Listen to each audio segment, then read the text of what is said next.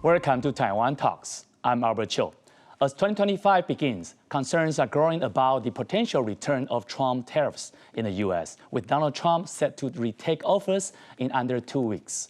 Some analysts predict that if the president-elect enacts a similar trade policy, China's economic growth rates could drop to around 1% by 2035, potentially with a significant impact on the global economy. Joining us today for the discussion are William Vocke, Executive Director, Western Pacific Fellowship Projects, and Jasmine Lee, U.S Taiwan Watch co-editor. A very warm welcome to both on the show. Thank you, Albert. During his campaign, Trump publicly stated he would impose a 60% tariff on Chinese goods. In November 2024, he announced an additional 10% tariff on most imports from China and a 25% tariff on goods from Mexico and Canada. So my first question go to William is that citing Chinese custom data, the Nikkei reported that in the first 11 months of 2024, the United States accounted for just 11.2% of China's total trade, a record low since China joined the WTO in 2001.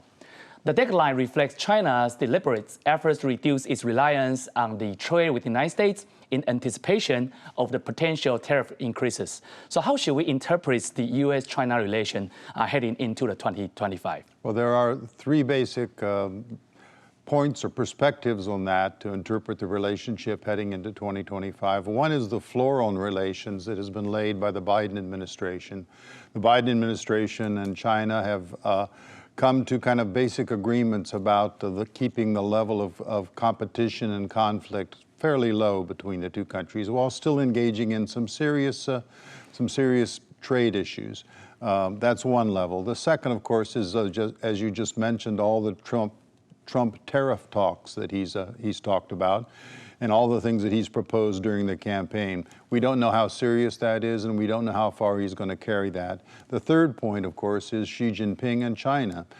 China has some serious domestic economic issues right now, and those domestic economic issues probably mean that China is going to be less interested in open competition with America than it would be in other cases.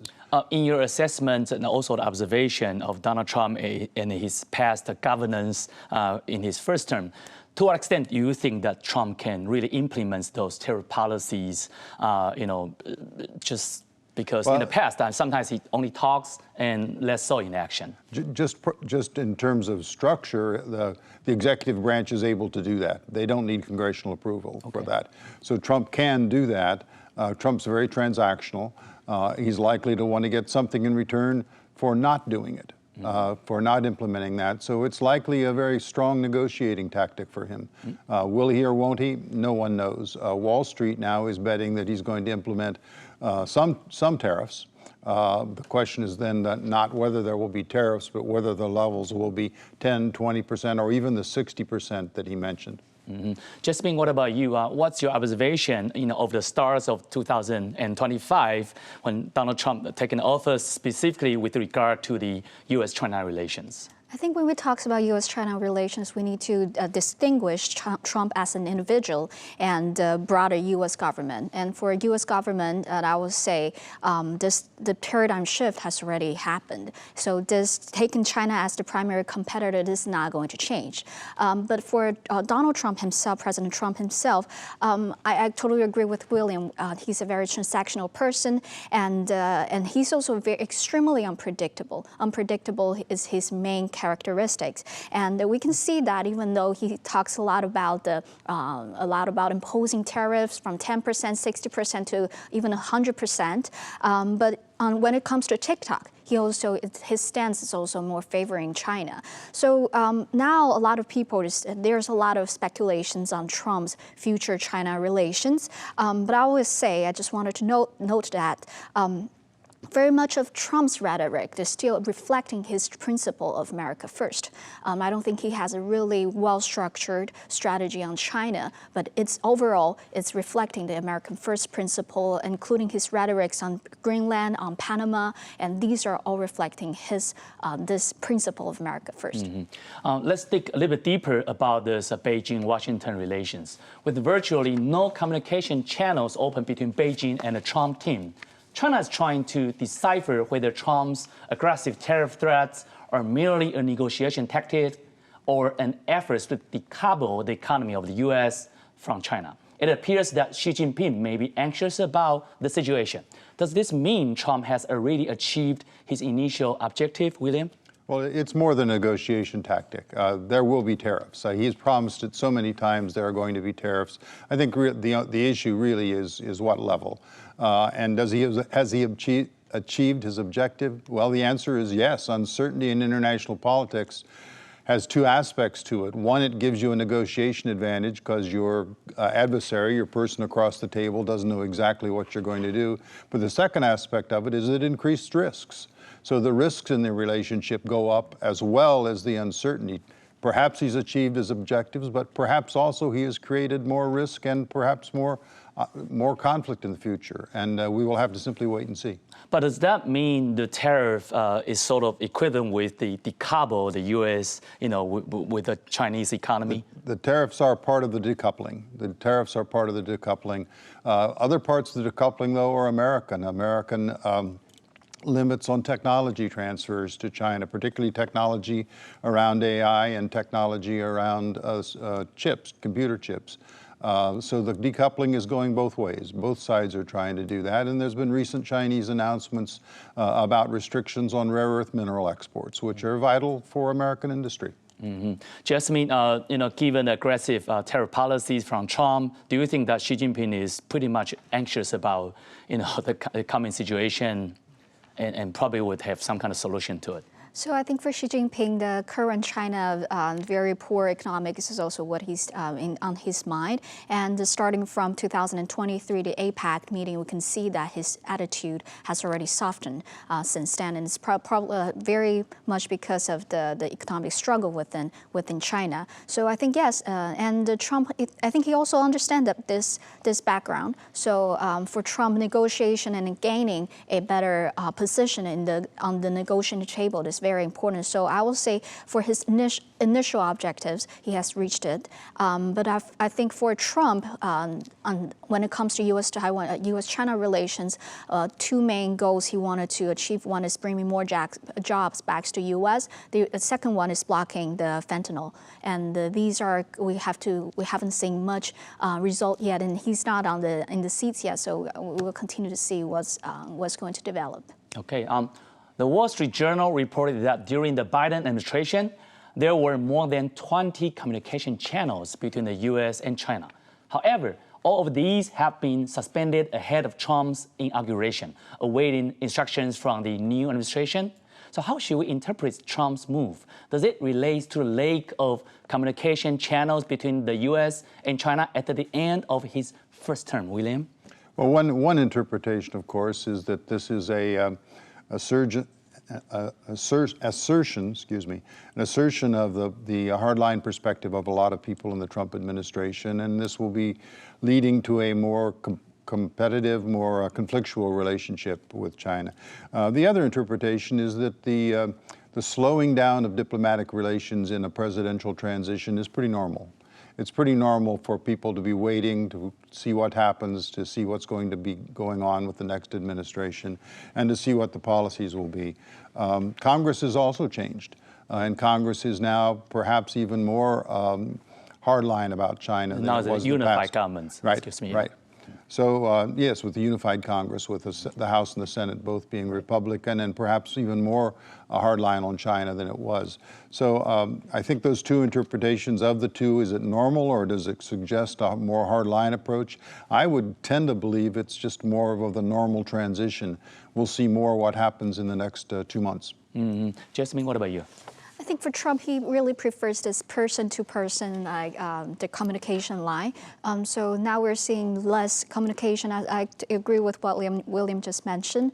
And so I think he would want to have this kind of person-to-person communication line with Xi in the future. But I will also, I think there's another theory also suggesting that Trump will also use this communication line as one of the bargaining chip in the future. So I think this is something we also need to consider. Mm-hmm. Several reports suggest that Trump is attempting to establish private channels for direct communication with Xi Jinping, as Jasmine just mentioned, bypassing official ones. However, China has not responded, which indicates that Xi remains cautious of Trump. Does this suggest that the U.S.-China relationship is in a delicate phase, with both sides testing each other, William? Of course, it is in a delicate phase. There are a lot of domestic issues in China, especially economic ones. The new administration's coming in repudiating the last administration, wanting to change most of the policies that the last administration put into place. So that yes, and as Jasmine just mentioned, Trump is very much a believer in what used to be called the great man theory of diplomacy, that the significant individuals, men or women in the world, can change the course of nations and of history. And he's very much a believer in that, and so that does suggest that both he and Xi Jinping will be playing a more active role in the relationship rather than putting it into what were considered normal diplomatic channels under the Biden administration. All of the talks that occurred between on the economic talks, on the military talks, on the security talks. Could you also comment a little bit on the Xi Jinping's calculation, how he's going to face Trump? China is a great power.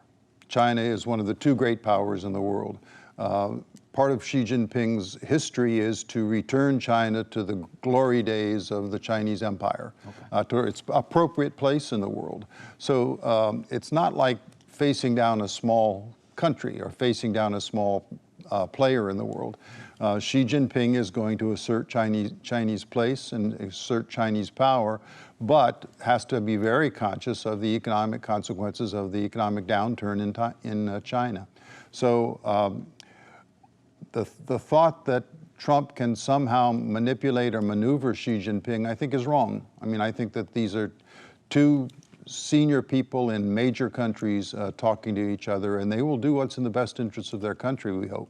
Mm-hmm. Jasmine? So I think, so if we compare to 2016, she started to engage with Trump. The situation has already changed. Back in 2016, U.S. still have this engagement policy, and also Trump is he's a very newbie for the Washington D.C. and for the politics.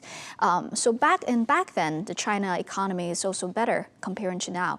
But now Chinese economy is not doing well, and after 8 years, Trump has also become a savvy politician.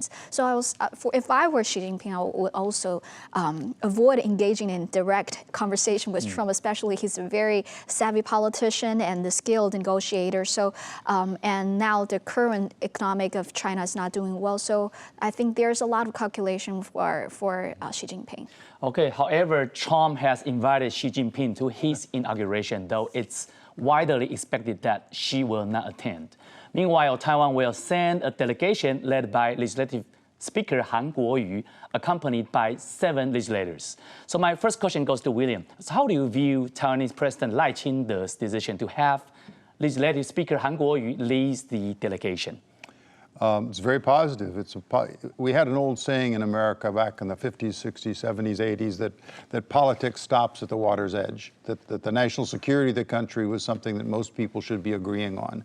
And I think that's important for Taiwan as well, that national security issues are issues that trump domestic politics issues.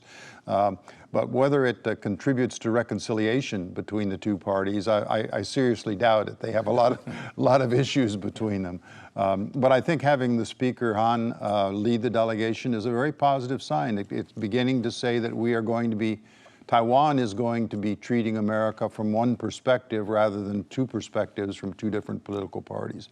And I think that's in Taiwan's and America's joint interest. Mm-hmm. Speaking of the delegation, because now Taiwan is facing a different situation than the United States. We have a divided government where the parliament is occupied by the pen blue, whereas the presidency is occupied by the pen green. What about you, Jasmine, your comments on this delegation led by Han Kuo-yu? I actually agree with William. I think strengthening U.S.-China relations is a bipartisan issue. It's a bipartisan consensus. So having Speaker Han to represent, I think it's a very positive positive move. And I personally also, and he's the Speaker of the Legislative Yuan, so he represents the voice of the people.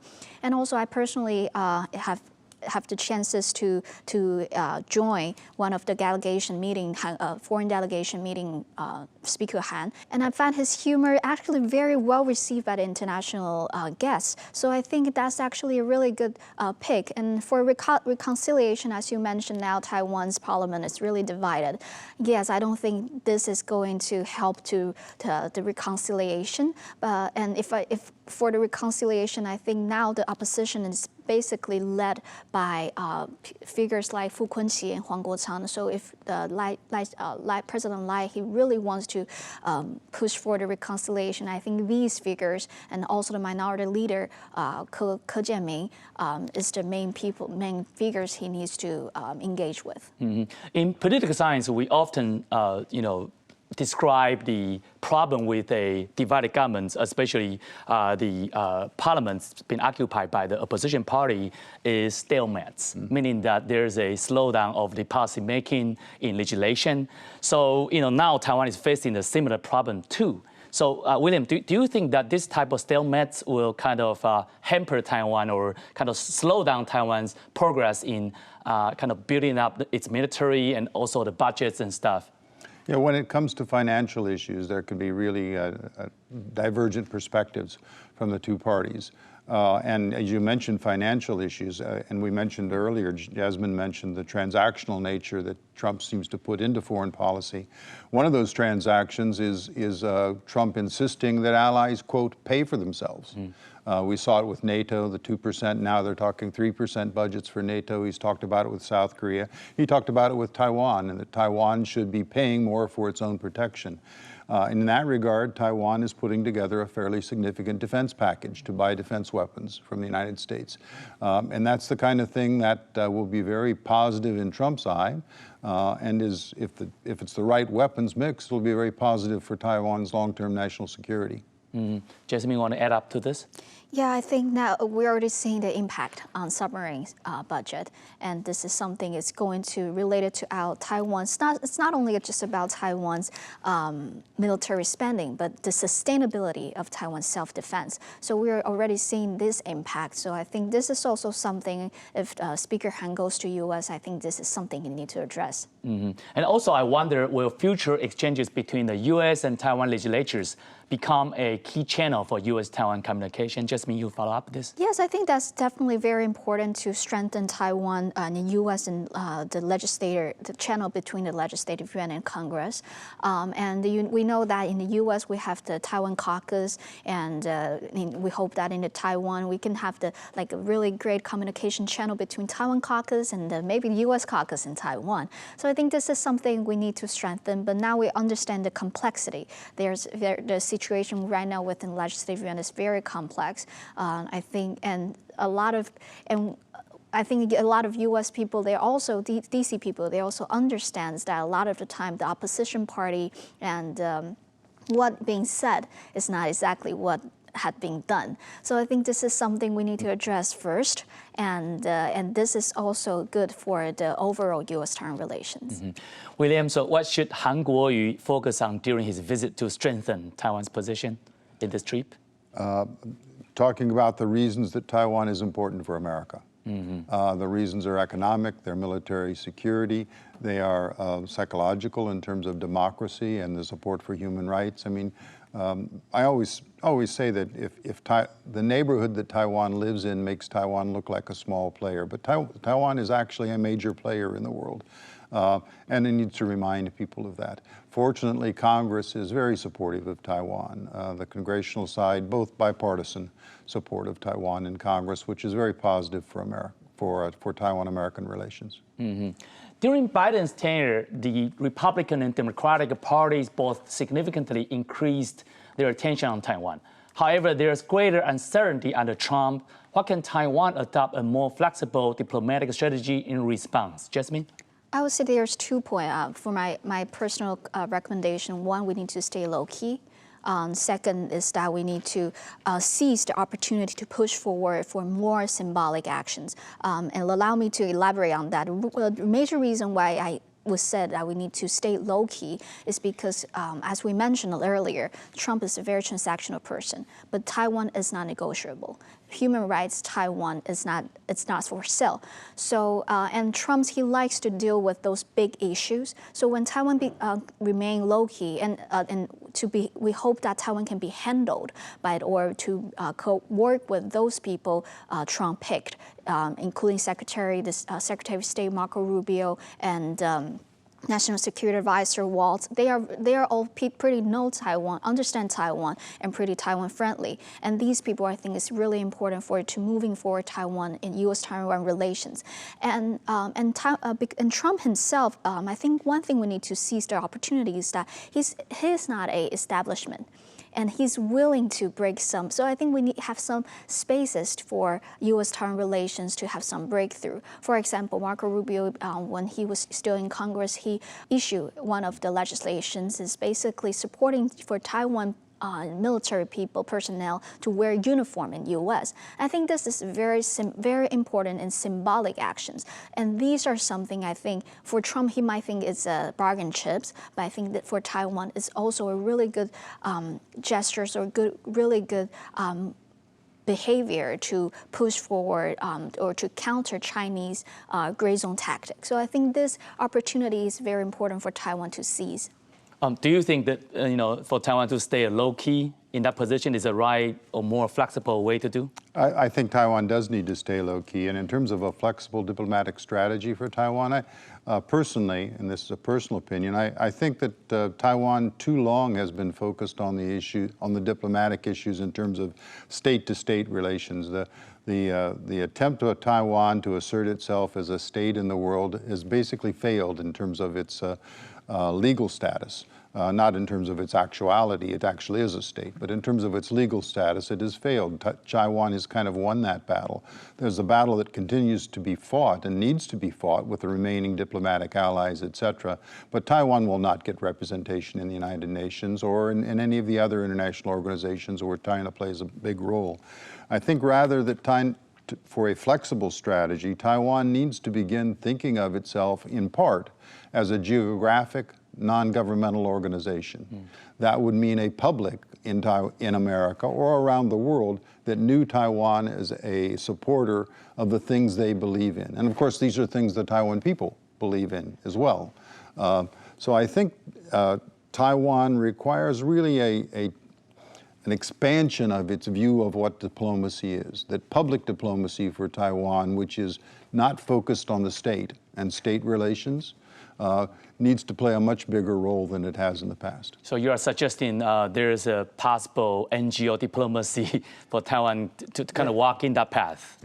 There is already a section of the Ministry of Foreign Affairs that does NGO diplomacy, but most of Taiwan's diplomacy is focused on traditional state-to-state relations. And I think that's unfortunate that Taiwan is not going to be more successful in that area. But I think that's the reality, and Taiwan needs to expand its definition of diplomacy.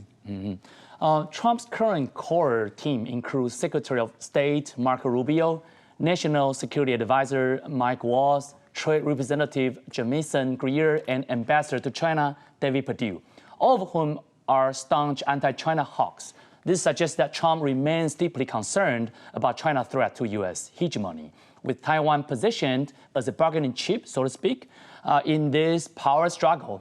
How can Taiwan safeguard its interest? As my last question, Jasmine. I would say we need to know that we are not bargaining chip. I think this is something Taiwanese people need to understand ourselves, and we need to tell the world we are not bargaining chip.